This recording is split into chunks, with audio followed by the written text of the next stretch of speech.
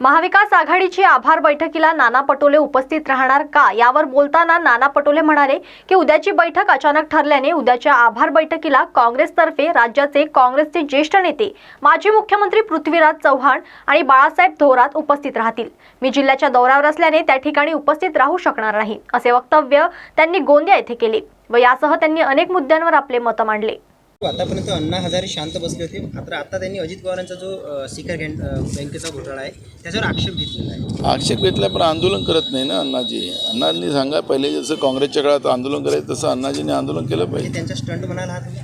मी आता त्यांच्याबद्दल नाही, ते ज्येष्ठ आहेत, त्यांच्याबद्दलची प्रतिक्रिया तशी देता येणार नाही। तो जातो उद्या समन्वय समितीची बैठक आहे, आपण जाणार आहोत उद्या बैठकीला? हे समन्वयाची नाही आहे, राज्याच्या जनतेचं आभार मानायसाठी आम्ही उद्या सगळे एकत्रित येणार। म्हणजे ते आज वेळेवर हा प्रोग्राम तयार झाला।